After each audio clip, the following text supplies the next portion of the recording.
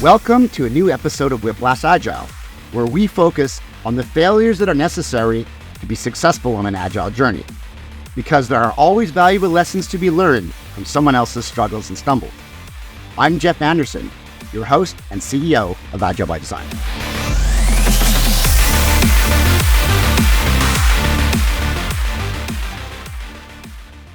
So, welcome everyone to our next episode of Whiplash Agile. Today we have with me Nada Buhendi. I hope I said that right. Correct. Yes, you got I it got perfectly. It. Nada heads up Unleashing Your Awesome with it, which is both your company as well as your process that you use. I think you coined it as leveraging your 15 plus years of technology, delivery, product management experience, solely to help professionals fulfill their careers, unleash their inner awesome, find their sweet spot. I really like what you say often. I see a lot of your posts on LinkedIn and I read them. This idea of, getting into their genius zone, maximizing. You talk about maximizing pay, but you don't talk about that too much. You talk a lot more about finding careers that people think they deserve. And maybe they don't, finding careers that people deserve, but they don't think they do is kind of like how I'm framing it. So, I wanted to also preframe this introduction that one of the reasons I brought you here is we share a bit of common history. Like we both were kind of trying to do the Agile thing at a big C consulting firm and all the advantages and disadvantages that comes up with. And then I kept seeing your posts online. Right. And I'd be having a day where I'm like, I'm not in the best mood, or I'm just kind of like, I have my bad days just as often or probably more often than anybody else. And I'd read what you're doing and the way you share that journey of what you're doing and then helping everybody else. I thought that's incredibly uplifting. And I'm hoping that anybody who's, really into Agile at scale and really into kind of like how to create progressive organizations, by bringing you on, it sort of helps provide an opportunity for people to listen and say, oh, this stuff is really a personal journey. And it really starts with one person and then how you approach things. And I love that that's what your focus has been. I just find it very refreshing. And you bring it with such positivity. So welcome aboard. Thank you so much, Jeff. Wow, you did your homework. And it's so obvious that you've been reading most of my posts. Well, they read themselves, I'd say. Like they're pretty easy to go through. Why don't we go way back into the beginning? Sure. So, you early on in your career, you were an Agile coach. You'd play a Scrum Master, product owner type roles. Was there anything in particular in the sort of the Agile principles, Agile body of knowledge that drew you to that kind of work in the first place? Like what was the flame that drew the moth over there, so to speak? Yeah, that's a great question. So when I started my career, I didn't know what Agile was. I mean, the whole world around me was still early in the whole, Agile adoption, right? And so right out of school, I remember working at the same consulting company that you were part of. And we can call it Deloitte. It's okay. Okay, we can call it out Deloitte. Yes. Actually, funny story, Jeff. I actually remember seeing, I think it was like the poker cards that you were part of, building. That's probably my first exposure to that. Green branded planning poker cards. Yes, that's probably my first exposure. So we kind of knew each other without even meeting each other. And then I was on this, large program. It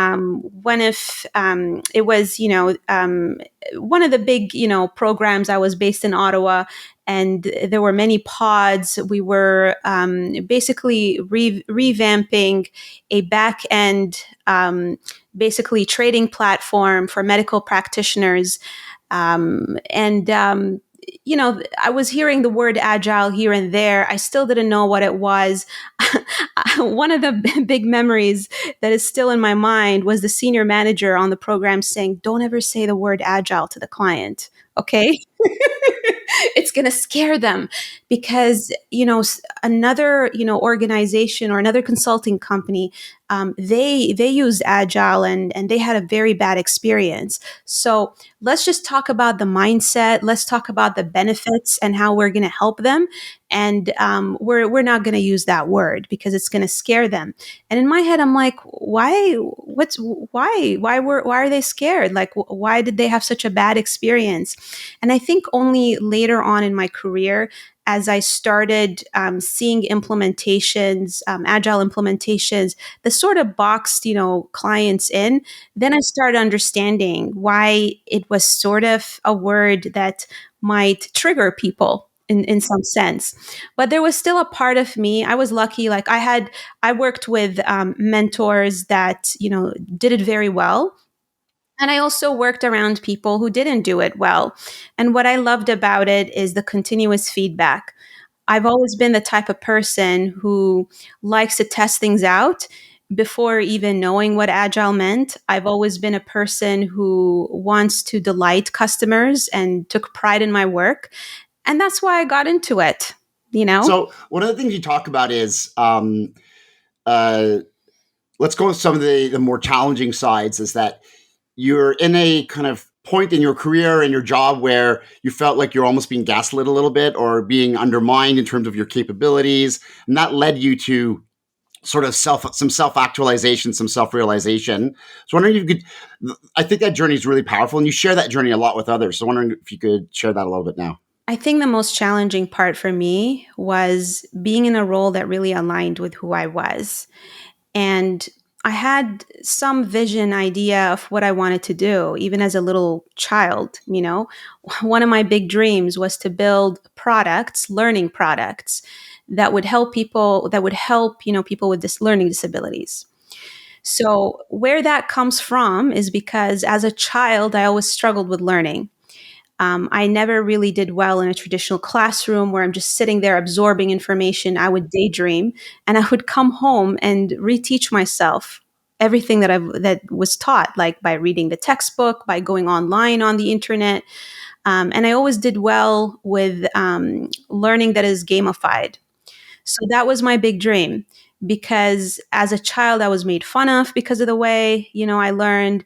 I was, told off in school, and the teacher would tell my parents, hey, she doesn't pay attention. Sometimes I'd be called, oh, maybe she is underdeveloped. Maybe she's not intelligent enough. And so that was a big thing that hurt me, as a young, child. So I've always had that vision that one day I'm going to build digital products that would make people learn better. So going into university, I thought that the best path to get into that would be software engineering. I thought, okay, if I get into software engineering, I'm going to be able to realize, my vision. And back then, there wasn't that separation of roles in software development. In order to build something, you had to be a coder, and the coder would gather the requirements, would run with the whole project. So at university, engineering was just not the right fit for me. For someone who has poor attention to detail, just the idea of sitting in front of a computer and coding and finding that little bug, that was just torture for me. So I dropped out of engineering school. That did not make my parents happy. I come from a Middle Eastern upbringing where you're either an engineer or a doctor. It really pissed my parents off. They almost disowned me. Um, Oh no. yeah. Right. Yeah. So I was the disappointment for about a year. And then I switched to basically business school, but I went into a program called Management Information Systems. It wasn't heavy on the coding, it was more into the requirements gathering and all that good stuff. And then I got into Deloitte. But then, really, within the first year of going in there, I had this big dream, right? That, oh, I'd be working on these cool projects, I'd be gathering requirements, I would be building products, and maybe this is my segue into fulfilling my dream of building my own product. But I was often put on projects that I wasn't really interested in because that's the nature of consulting. And I understand it now as a business owner, right? Whatever clients they're able to get and whatever projects are available is what you get stabbed The work is on. the work. The Yeah, work is the exactly. work. Yeah. Yeah. Um, so it just frustrated me, and I felt that I had to basically force myself to enjoy these projects. I was good at what I did, but I didn't enjoy it. And I think what made me cope for so long is because of my upbringing and of me being an immigrant. When you're an immigrant, you're sort of like forced into adapting so many times that you forget the difference between you being good at something and you being and you just having to do it, right? And it's like, okay, it's okay if I'm good at it. It doesn't matter if I enjoy it or not, because that's just the survival instinct kicking in. So I think it wasn't so much that the organizations were terrible or anything. It was more that I was just looking for what I wanted to do, and I was looking for the pathway to get me to fulfill my vision. And it just wasn't working. I was hopping from one consulting organization to another. That dream, that vision kept getting blurred even more and more and more as I started growing up and maturing. But I just, felt so empty. I was so far down a path where I even forgot who I was. And so I think after the third consulting company, I was on a large agile program for a financial institution.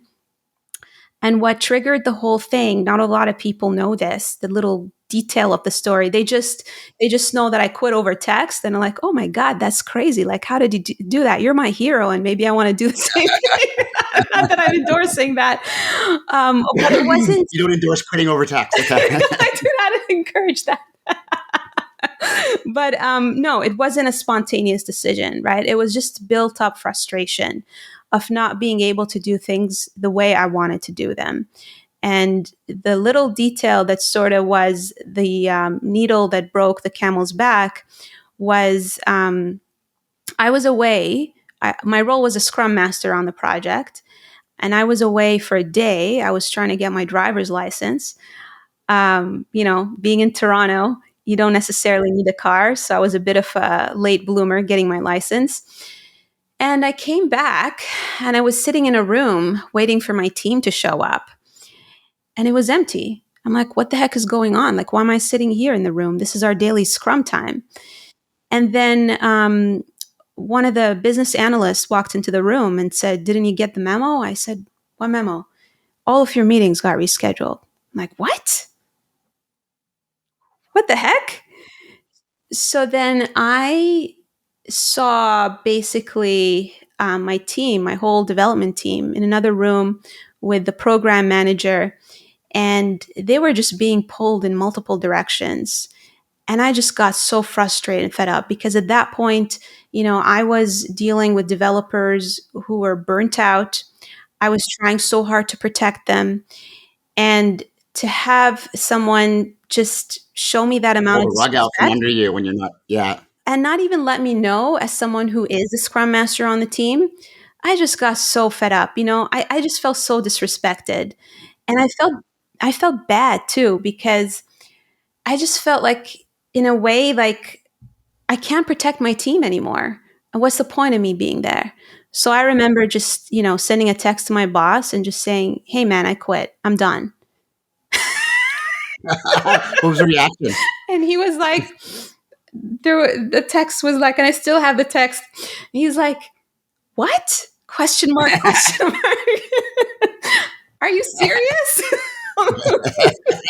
And I'm like, and part of me wasn't even like thinking it through. And part of me was scared even saying that, because I had nothing lined up. That was the first time in my career where I ever leave a place where I had nothing lined up. Usually, like, I'll get a job before leaving a job. And I just was like, yeah, man, I'm just so tired of being disrespected. I can't do this anymore. So he had to wrap up a meeting, and we chatted, and he asked me, "Is this really it for you?" I said, "Yeah, and he was honest with me. He's like, "I don't think it's ever going to change." And I said, then I can't do this. I can't be part of this anymore. And so that's what triggered everything.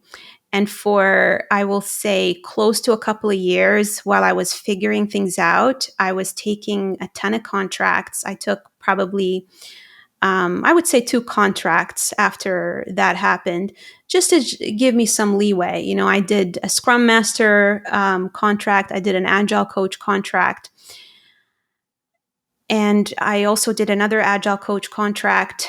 And throughout those 2 years, I was probably interviewing for maybe 20 companies at that point. Right. And it was just rejection after rejection. Really? Okay. And so I tried, revamping my resume. I hired multiple coaches and nothing, no difference. So I remember finding a coach in the San Francisco Bay Area, and I was hesitant about engaging her because all of the coaches that I worked with didn't even know the word agile. So it was hard for them to even understand what I did, let alone help me figure out what my next step is in my career. So she had worked, with people in tech. She was in a VP of HR for so long, and she started her own practice as a career coach. She asked me a powerful question that none of the coaches asked me, which was, "Do you even want to keep doing this?" I'm like, oh no. Like, oh crap, someone actually put the mirror in front of me. Yeah. How did you answer that? I said, gosh, you got me. I don't, but I don't know what else to do. Because all I knew at that point for 15 years is tech and agile and A product. master and product owner and coach and all that kind of good stuff, right? UX, and I realized, what am I doing? Like, I'm working for financial institutions and I'm working for large organizations where I can't make the social impact that I want to make. There's nothing wrong with these organizations. It's just that I forgot that dream that I've always had. And I tried to convince myself that that dream didn't matter, but I realized more and more that it did. And there was more to life than just pretending that you like your job just so that you can pay your bills and just so that you can make a 6 figure. And at some point, I was even like, I had just purchased my condo. I had all these responsibilities, but I was even saying, like, I'd rather sell everything and have nothing than feel this way. And when I had that feeling, that's when I knew, I had to do something completely different.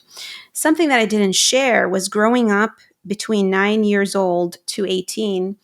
I helped my mom grow her business. So my mom was a career transitioner too. She was in the financial services industry. She worked with bankers. She was a trainer, and she left her job when around the time my sister was born. So I was 9 when she did that.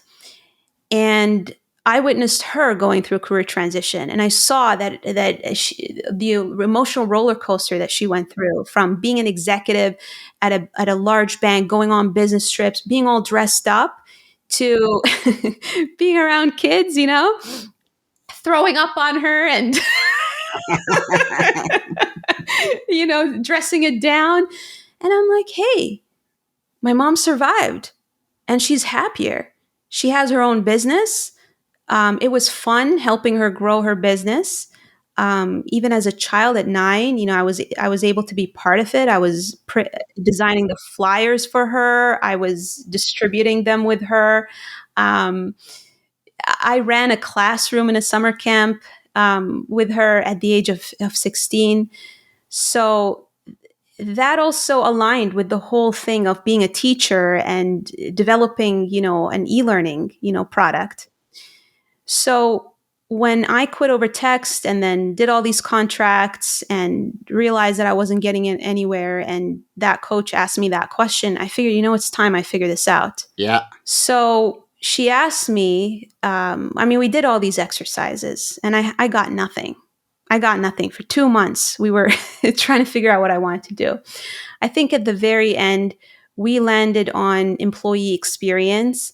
I felt that it was close to what I was doing as an agile coach and sort of aligned to why I wanted to even be an agile coach, to improve the experience of employees. Sometimes I think we need to take the word agile completely out of the And I equation just and just wanted to take the word agile completely. You're right, because I felt like it was sort of, um, for some reason, it just clouds the whole purpose of it. For some reason, I don't know why. it's because methodology oriented people be doing methodology oriented things. And that's kind of just what a lot of people in the space tend to gravitate towards versus the customer experience, the new ways of working, the teamwork, all that kind of good stuff. So it's the word is loaded with lots of baggage. So It is. And now I get it. Now I get why, we were being told on that program at Deloitte not to use that word, because that what was going on. That's what I experienced my entire career, and it drove me to insanity to the point where I quit.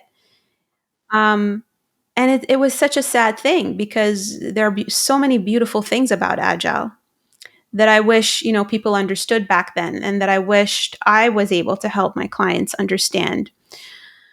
But having said that, yeah, I was initially going to get into employee experience, but I got scared because, first of all, the idea of interviewing again, oh my yeah. God. No, no. And truthfully, towards the very end, I interviewed for um, a newer consulting company that was based, I think their headquarters is based in Australia, and they were opening an office in Toronto. And I was about to have my interview with the managing director. I would have gotten a role that was probably the role that I always dreamed of in my career, quite senior, being part of an office that's starting, in Toronto. And the recruiter loved me. Everything was great. At that point, that's when I decided actually to get into career coaching. I felt like it was the lowest hanging fruit, funny enough. A lot of people ask me, well, how do you figure out what your ideal job or your career sweet spot? Did you sort of, like, how did you even figure out that this is something you love? Truthfully, I didn't know that it was something I loved. I just got into it again because it was the lowest hanging fruit. I felt it would be a pathway to be able to do the greatest thing that I want to do. I figured, okay, well, maybe if I get into career coaching, I'm going to be able to build digital products that would help people learn. And what am I teaching them? How to grow in their career, right? So that was at the back of my head. I've always been a visionary. That's one of my gifts. I can see sort of my future. I can see things, but I'm not very great at actually doing all the process oriented things and the nitty gritty. This sounds like a familiar problem. You Yeah, might have some things in common. yeah. So, I yeah, think there's a commonality in people that get drawn to this space, which is good visionary, good conceptualization, pattern recognition, and then sometimes the specificity, like it can be there, but it's a little bit of almost. I'm actually going under diagnosis for ATDD. Sorry, I called it accepted test driven development when I should have called it attention deficit disorder. Whoops. it's kind of I think similar. there's a common. It's kind of similar, right? You're only attracted to one because you have the other, right? So anyway, you're describing some similar kind of symptoms, I think. So yeah. Yeah, I think that is a common denominator for a lot of founders, right? Is we have these big dreams and big ideas, but we need a team. We really do, to help us, actualize them. So yeah, I got into career coaching, and I never thought that it was going to be a full time thing. To be quite frank, because like I said, it was a pathway to something, right? Um, and when I went through that interview with that consulting company to get again into an agile role, I remember the recruiter was describing to me the interview process, and she said, okay, you're going to have this interview and then that interview, and it's like 5 other rounds of interviews. And then she just shared with me the interview that is practically my biggest nightmare style of interviews. Those interviews where they ask you how many tennis balls you can fit in a bus. And as soon as she said that, like that just triggered something within me because I don't think I've ever been asked that question. How many tennis balls can you fit in a bus? like, I don't know. I lucked out. I don't know. Maybe it's the Ottawa office because that's where I started my career at Deloitte. We didn't have to do the presentations or the case, interviews to get in. And we weren't asked any of these questions, those logic questions. But yeah, that clashes, that triggers my whole learning disability thing where I'm asked, oh, really that measures my intelligence if I can tell you how many tennis balls I can fit in a bus, like that's how My you're gonna. response to that is kind of like, can you ask me something practical, please? Because I'm just not getting why I'm even being asked this question in the first place. But yeah, that's just me, you know. So I'm telling you, that is what got me. I thank her for saying this to me because that pretty much, like, right after that conversation I was like nodding my head, okay, cool, yeah, we'll schedule the next interview. I'm like freaking out inside. Yeah, you're like, what the hell? And then right after, I send a note to my mentor after, it was like my graduation day for the career coaching certification. And she was just having this conversation with me like, you have one foot in, one foot out. Like, you got to decide, how are you going to brand yourself? And I'm like, oh, I don't want to brand myself too much into the whole career coaching because I still want to get those contracts. And then she goes, you got to make a decision, right? But fine, if you're not ready, cool, you're just going to have to figure out a way to like do both. And after that experience of how many tennis balls you're going to fit in a Yeah, bus, I was like, okay, full time. I'm all Let's do in. this. 1000%. I'm all in. So Well, at that's least they how I didn't got ask you into how many it. story points it was to fit in a bus. Like that could have been even worse, right? Oh my God. It's the velocity of the bus filling. You'd be like, oh, here we go, right? It's the new, job interview 2.0 with Agile in it, right? It's got points and sprints and stuff. You'd be Oh like, my okay, goodness. Don't even get me started. But yeah, that's the insider story that I'm sharing. amazing. Yeah. Well, you talk a lot about, maybe I'm not using the right words, but you talk a lot about self actualization, people getting over imposter syndrome. If people are listening right now, and there's one piece of advice you could give to people, without opening up the whole kimono, what would you say to listeners who are suffering from imposter syndrome, who don't feel happy in their careers? So there's like, what's the one gotcha for them you think that could help get them motivated, or what's the one piece of advice you would give them? This is hilarious because I was just watching something last night. It was a video on how to start on YouTube, and the person said the best way to be successful is to do this: suck, suck, suck, Yeah, yeah, and then success. So that's something that I say to people. Hey, oh, I'm scared of, doing this, and I'm scared of doing that, and I'm scared of trying this. And I get it. I'm empathetic because I was there too. And I told, and I, share with people, when I started out as a career coach, I didn't know everything. I never had the title. I, just had a career coaching certification. Big deal. Everyone can get a certification. yeah. And maybe I didn't know as much as I know now, but this is where the true agility comes in, right? Do it scared and suck at it at first, because that's the only way you're going to learn. And then iterate on being better and better and better until you become successful. And I'll tell you something, even now, I don't Just consider for everyone myself. who's listening, that was in quotes. That's successful. So Yeah, quote unquote, successful, yeah, right? And I'll tell you something. You'll People who are high achievers, truthfully, you're never gonna consider yourself successful. Maybe if you compare where you're at right now to where you were a year ago, that's when you're gonna realize that you're more successful. But most people I talk to, the type of clients that I love working with, who have a similar personality as us, they're never happy with where they are right now. And that is a good thing, because if you are completely happy with where you're at right now, you're never going to grow. So that feeling of fear is a good feeling. It's a great thermometer to know that whatever you're getting into is challenging enough for you. And so that is my biggest advice. Get over your fear.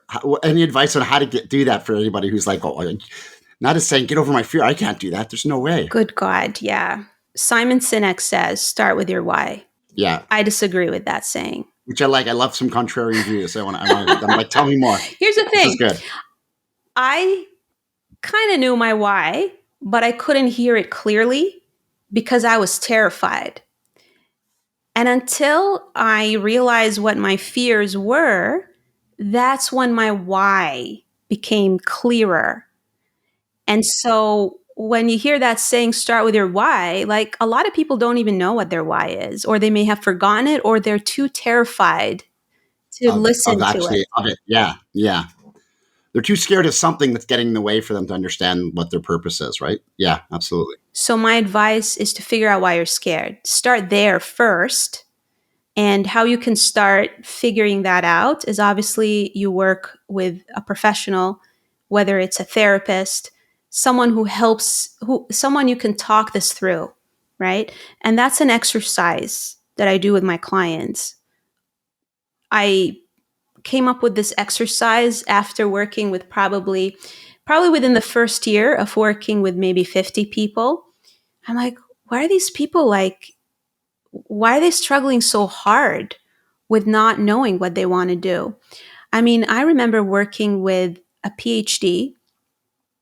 He did all kinds of different jobs. And as we worked together, he just could not decide for the life of him what he wanted to do next. And it's not that he wasn't intelligent. I mean, this guy, like anyone who completes a PhD, I mean, come on, they go through so much to be able to achieve that. And I realized there was a lot of underlying fears. He shared with me stories about how he got rejected, how he got disciplined, in the world of academia. And as we untangled those fears, he realized as well, why he's not pursuing the next step. A lot of, clients that I worked with, they went through toxic situations. A boss may have said to them that they weren't good enough. And that's what was blocking them. I know for myself, at one point towards the end, I had a boss who basically said to me that I'm a terrible coach.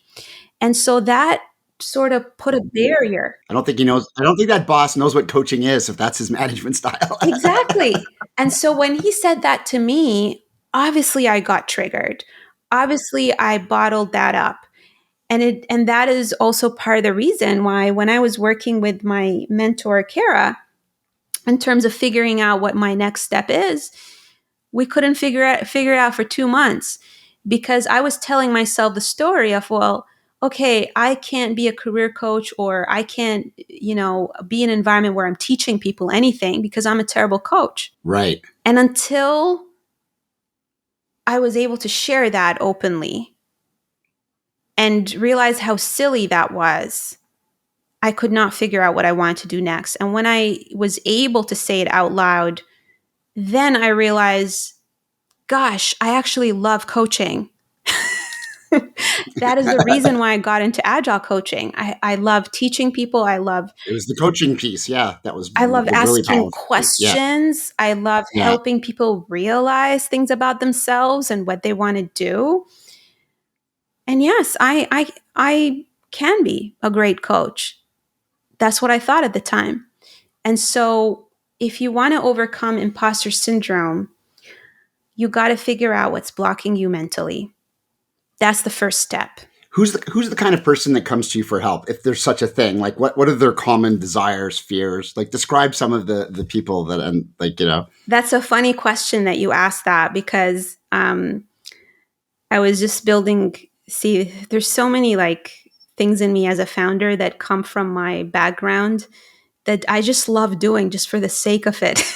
But I've probably built multiple landing pages, in addition to my website.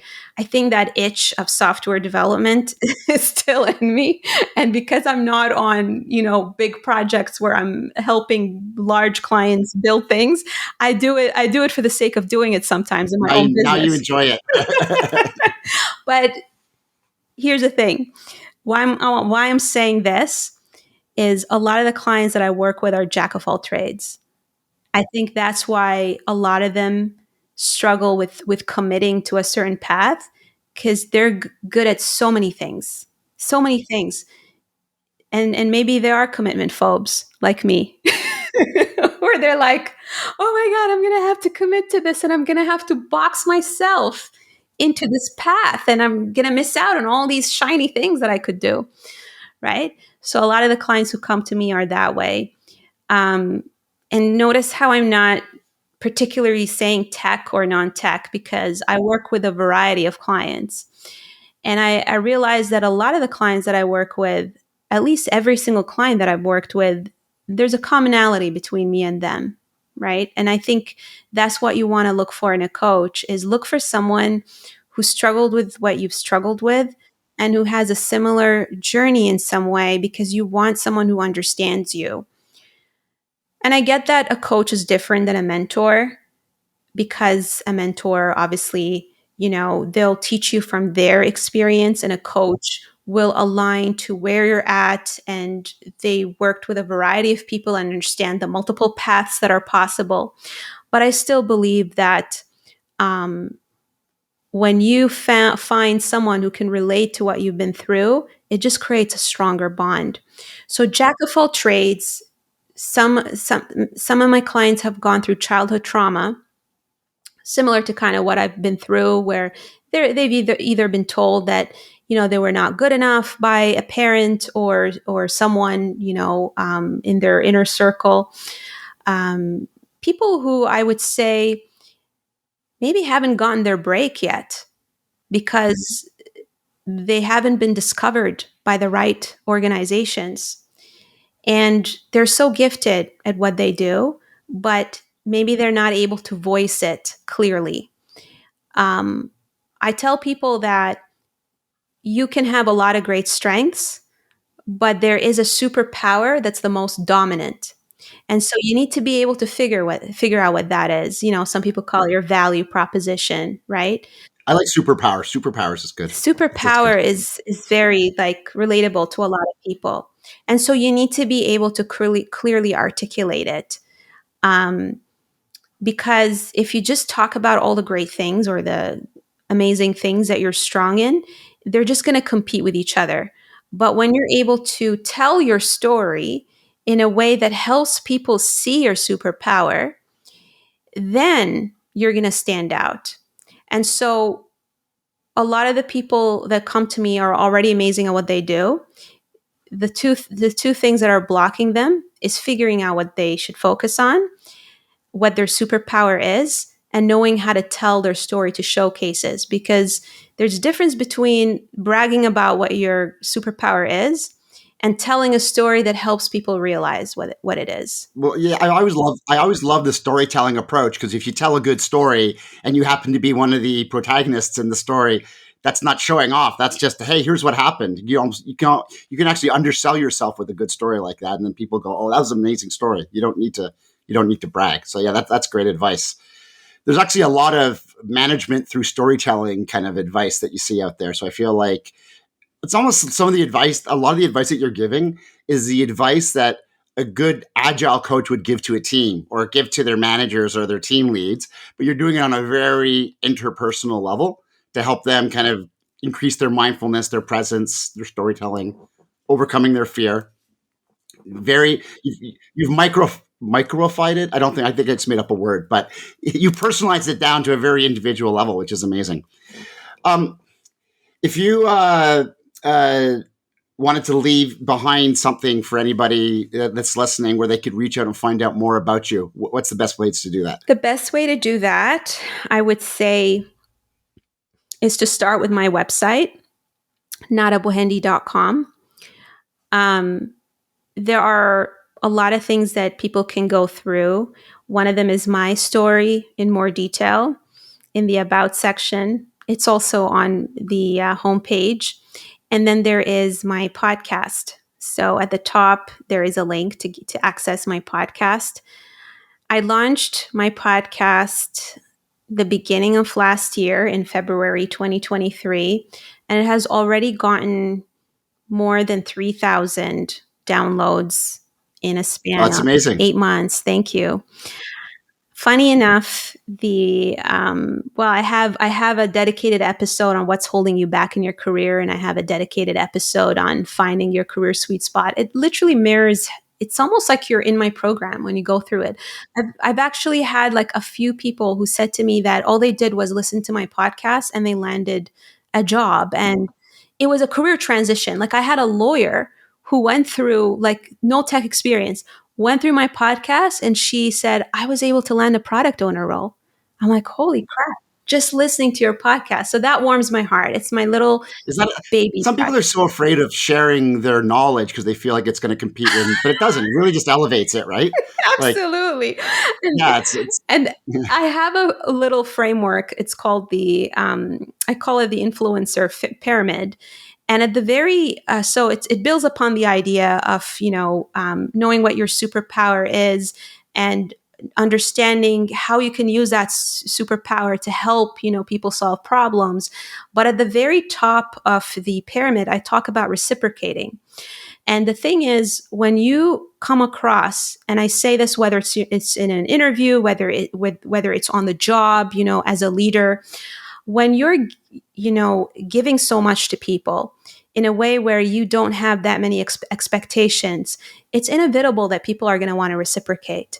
And so sometimes people come to me and say, "Oh my God, I'm going to go into this interview and I'm going to give them my intellectual property." I'm just like, it's not property. I think even the word is wrong sometimes. Like I can't think of a method, framework, architectural approach, whatever, you name it, that I've come up with that I didn't want to share with as many people as I possibly could, as free as I could, because it's never hurt. It's always helped immensely. Like someone will reach out to me and say, "Hey, I used your lean change approach thingamabob over in halfway around the planet," and it always plays forward, right? Like, I don't think I'd have a business if I wasn't doing that.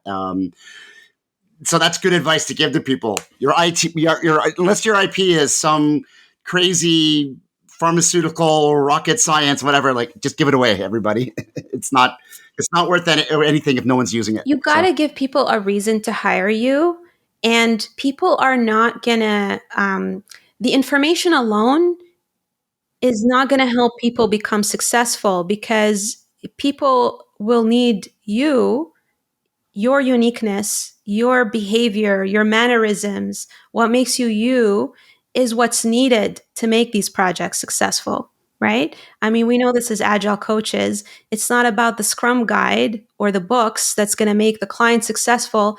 It's about the people who are the Jedis at managing those behaviors and conversations. If you have someone who has poor mannerisms applying, what's on the textbook, projects are not going to be successful.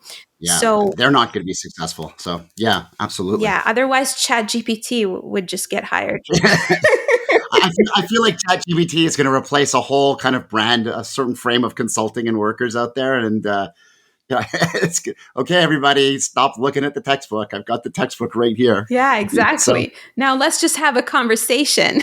yeah, it's amazing.